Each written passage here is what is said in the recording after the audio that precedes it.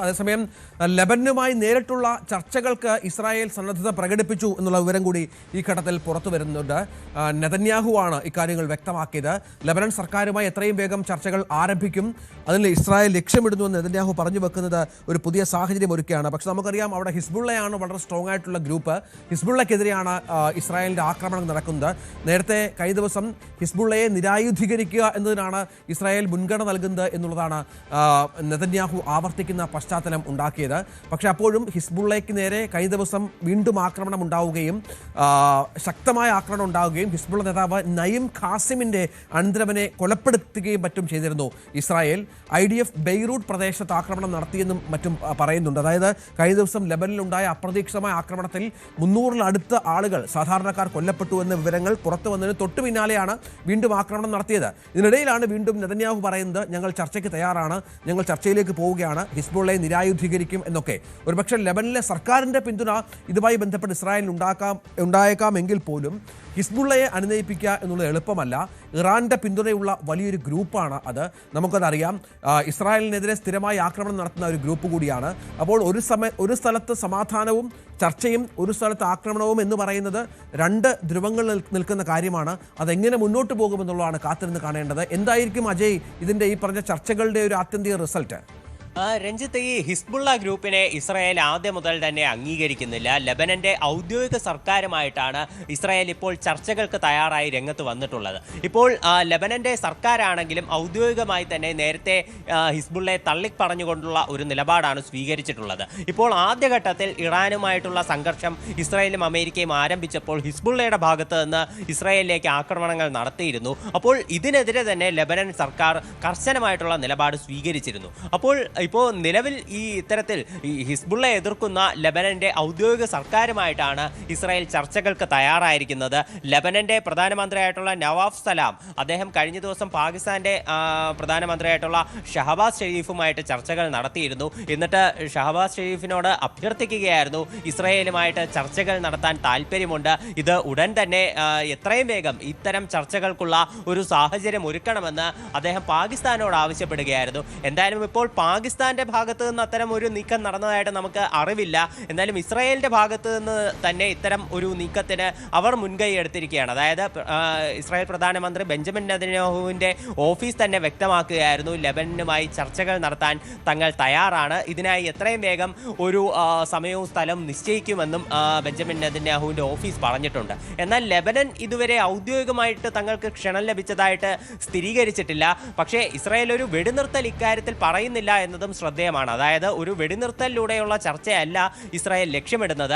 അവർ ഹിസ്ബുള്ളയെ പൂർണ്ണമായിട്ട് നിരായുധീകരിക്കുക എന്നുള്ള നിലപാടിൽ തന്നെയാണ് ഇപ്പോഴും ഉള്ളത്. ചർച്ചകൾ പുരോഗമിക്കണം, അതേസമയം വെടിനിർത്തൽ തൽക്കാലത്തേക്കില്ല എന്നുള്ള നിലപാട് സ്വീകരിച്ചുകൊണ്ട് ഇസ്രായേൽ മുന്നോട്ട് പോകുന്നു. ഇതിന്റെ ഭാവി എന്താണെന്ന് നമുക്ക് വരും മണിക്കൂറുകളിൽ അറിയാമെന്ന് പ്രതീക്ഷിക്കുന്നു.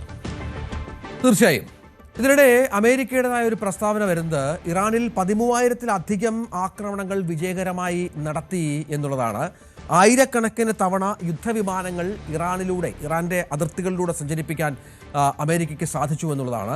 നിലവിലുള്ള വെടിനിർത്തലിന് അനുസൃതമായി US സേന ആക്രമണ പ്രവർത്തനങ്ങൾ നിർത്തിവെച്ചിരിക്കുകയാണ്. ഇറാനിയൻ ഭരണകൂടത്തിൻ്റെ സൈനിക ശേഷി തകർക്കുക എന്ന ലക്ഷ്യമാണ് US ഉണ്ടായിരുന്നത്. അത് ഏതാണ്ട് പൂർണ്ണമാക്കി എന്നും കൃത്യമായി ഞങ്ങളത് നേടിയെടുത്തുവെന്നും US സെൻട്രൽ കമാൻഡിൻ്റെ തലവൻ കൂടിയായ അഡ്മിറൽ ബ്രാഡ് കൂപ്പർ വ്യക്തമാക്കുകയാണ്. സ്വന്തം അതിർത്തികൾക്കപ്പുറത്തേക്ക് ശക്തി വ്യാപിപ്പിക്കാനുള്ള ഇറാന്റെ കഴിവ് ഞങ്ങൾ പൂർണ്ണമായും തകർത്തു എന്ന് പറയുന്നു. ഈ ദൗത്യം ഞങ്ങൾ പൂർത്തിയാക്കി എന്നും എക്സിൽ പോസ്റ്റ് ചെയ്ത വീഡിയോയിൽ ഈ കൂപ്പർ പറയുന്നത് വളരെ പ്രധാനപ്പെട്ട ഒരു സാഹചര്യമാണ്. അതായത് ഇറാന്റെ നാഗരികത നശിപ്പിക്കുമെന്നും മറ്റുമായിരുന്നല്ലോ ട്രംപിന്റെ പ്രസ്താവനയായി വന്നിരുന്നത്. ഇറാന്റെ തലമുറകളോളം നീണ്ടു നിൽക്കുന്ന ഒരു സൈനിക പരാജയമാണ് ഇപ്പോൾ സംഭവിച്ചിരിക്കുന്നത്. വരും വർഷങ്ങളിൽ സൈനിക പ്രവർത്തനങ്ങൾ നടത്താനുള്ള ശേഷി ഇറാന് ഉണ്ടാവില്ല എന്നും അമേരിക്ക അവകാശപ്പെടുകയാണ്. അതായത് പരമ്പരാഗത സൈനിക ശേഷിയെ ഏതാണ്ട് പൂർണ്ണമായും ഇല്ലാതാക്കിയെന്ന അവകാശവാദമാണ് US സൈനിക കമാൻഡറിന്റെ ഭാഗത്ത് നിന്ന് ഉണ്ടാകുന്നത്. ഇതിനിടെ നമുക്കറിയാം, സമാധാന ചർച്ചകൾക്ക് മധ്യസ്ഥത വഹിച്ച ഒരു രാജ്യം എന്ന അവകാശവാദം ഉന്നയിച്ചുകൊണ്ട് രംഗത്തുള്ളത് പാകിസ്ഥാനാണ്. പാകിസ്ഥാനെതിരെ അതിശക്തമായ വിമർശനവുമായി ഇസ്രായേൽ രംഗത്ത് വന്നത് നിർണായകമായ ഒരു സാഹചര്യം സൃഷ്ടിച്ചിരിക്കുന്നു. ഭീകരവാദത്തെ സ്പോൺസർ ചെയ്യുന്ന രാജ്യമെന്നാണ് ഇസ്രായേൽ പാകിസ്ഥാനെ വിശേഷിപ്പിക്കുന്നത്. അങ്ങനെ ഒരു രാജ്യത്തെ ഞങ്ങൾക്ക് വിശ്വാസമില്ല എന്നും ഇസ്രായേൽ പറയുന്നത് ഈ ചർച്ചയുടെ ഗതി മാറ്റാൻ പോലും തരത്തിൽ ഉള്ള ഒരു സംഗതിയായി മാറുകയാണ്. കേവലം ഒരു ഇടനിലക്കാരനായി മാത്രമേ പാകിസ്ഥാനെ ഞങ്ങളും അമേരിക്കയും കാണുന്നുള്ളൂ എന്നാണ് ഇപ്പോൾ ഇസ്രായേൽ പറയുന്നത്. നമുക്കറിയാം, ചർച്ചകൾ ഇസ്ലാമാബാദിൽ നടക്കാതിരിക്കുകയാണ്. ഇതിൽ US-ഉം ഇസ്രായേലും അടക്കം പങ്കെടുക്കുന്നുണ്ട്. ഇറാന്റെ പ്രതിനിധികളും ഈ ചർച്ചയുടെ ഭാഗമാകുന്നുണ്ട്. ഇതിനിടയിലാണ് ഇസ്രായേലിൻ്റെ ഈ വളരെ പ്രധാനപ്പെട്ട പ്രസ്താവന വരുന്നത് എന്നുള്ളത് ഏറ്റവും നിർണായകമായ കാര്യമാണ്. ഇന്ത്യയിലെ ഇസ്രായേൽ അംബാസഡർ റൂവൻ അസറാണ് ഈ പ്രസ്താവന വരുന്നത്. ഞങ്ങളിപ്പോഴും സാഹചര്യങ്ങൾ കൈകാര്യം ചെയ്യാൻ അമേരിക്കയാണ് ആശ്രയിക്കുന്നത് എന്നും പാകിസ്ഥാനെ ഒട്ടും വിശ്വാസമില്ല എന്നും പറയുന്നത് ഈ ചർച്ചയുടെ ഗതി മാറ്റുമെന്ന കാര്യത്തിൽ സംശയമില്ല. അജയ്, ഇന്നിപ്പോൾ ഇസ്ലാമാബാദിൽ നേരിട്ടുള്ള ചർച്ചകൾ നടക്കുകയാണ് എന്നുള്ള വിവരങ്ങൾ കൂടി പുറത്തു വരുന്ന പശ്ചാത്തലത്തിലാണ് ഇസ്രായേലിൻ്റെ ഈ പ്രസ്താവന. രഞ്ജിത്ത്, നമുക്ക് ഇക്കാര്യത്തിൽ ആദ്യം മുതൽ തന്നെ നോക്കുകയാണെങ്കിൽ മനസ്സിലാകും, അമേരിക്കയുടെ ഒരു മധ്യസ്ഥനാണ് പാകിസ്ഥാൻ ആദ്യം മുതൽ തന്നെ. ഇപ്പോൾ മുൻപ് നടന്നിട്ടുള്ള അമേരിക്കയുടെ ഭാഗത്തു നിന്ന് വന്നിട്ടുള്ള സംഘർഷങ്ങളാണെങ്കിലും നയതന്ത്ര നീക്കങ്ങളാണെങ്കിലും എല്ലാത്തിനും ഇപ്പോൾ അത് ഏഷ്യൻ രാജ്യങ്ങളിലാണെങ്കിൽ പ്രത്യേകിച്ച് എല്ലാത്തിനും മധ്യസ്ഥത വഹിച്ചിരുന്നത് പാകിസ്ഥാനാണ്. പാകിസ്ഥാനെ അമേരിക്ക ഇത്തരത്തിൽ ഈ ചർച്ചകൾക്കുള്ള ഒരു ടൂളായിട്ട് ആദ്യം മുതൽ തന്നെ കണക്കാക്കി വന്നിരുന്നു. എന്നാൽ ഇസ്രയേൽ പാകിസ്ഥാനെ ഒരു കാര്യത്തിലും, അതായത് ഇസ്രയേലുമായി ബന്ധപ്പെട്ടിട്ടുള്ള മറ്റ് ഒരു പ്രശ്നങ്ങളെ സഹകരിപ്പിക്കാതിരിക്കാനാണ് പരമാവധി ശ്രമിച്ചിട്ടുള്ളത്. ഇപ്പോൾ ഈ ഗാസയിലേക്ക് അമേരിക്ക ക്ഷണിച്ചിട്ടുള്ള സെക്യൂരിറ്റി ഫോഴ്സിൽ പാകിസ്ഥാനിൽ നിന്നുള്ള അംഗങ്ങളും ഉണ്ടായിരുന്നു, പാകിസ്ഥാൻ സേനയും ഉണ്ടായിരുന്നു. എന്നാൽ ഇതിൽ ഇസ്രായേൽ കടുത്ത അതൃപ്തി തന്നെ പ്രകടിപ്പിച്ചിരുന്നു. അതുപോലെ തന്നെ മധ്യസ്ഥ ശ്രമങ്ങൾക്കുള്ള പീസ് ബോർഡ്, അതിനു വേണ്ടിയിട്ടും പാകിസ്ഥാനുള്ള അംഗങ്ങളെ അമേരിക്ക ക്ഷണിച്ച സാഹചര്യത്തിൽ ഇസ്രായേൽ ഇതിൽ എതിർപ്പ് പ്രകടിപ്പിച്ചിരുന്നു. അതായത് ഇതിലെല്ലാം ഇസ്രായേലിന്റെ ഒരു ഭയം എന്ന് പറയുന്നത്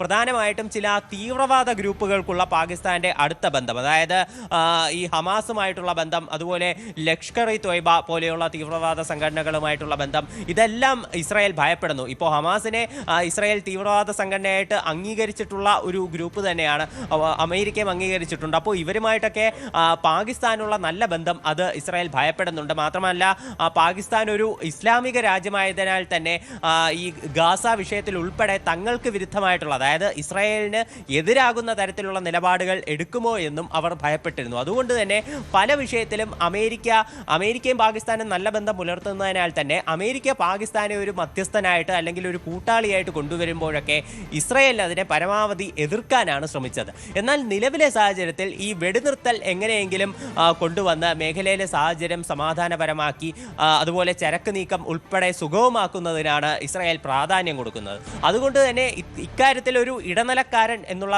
കാര്യത്തിൽ മാത്രമേ ഇസ്രായേൽ പാകിസ്ഥാനെ കാണുന്നുള്ളൂ. അല്ലാതെ കൂടുതൽ അവരുമായിട്ടുള്ള ഒരു നയതന്ത്ര ബന്ധം അല്ലെങ്കിൽ അവരുമായിട്ടുള്ള ഒരു സൗഹൃദം അതൊന്നും തന്നെ ഇസ്രായേൽ ആഗ്രഹിക്കുന്നില്ല. കൂടുതൽ വാർത്തകൾക്ക് News 18 Keralam YouTube channel subscribe ചെയ്യുക.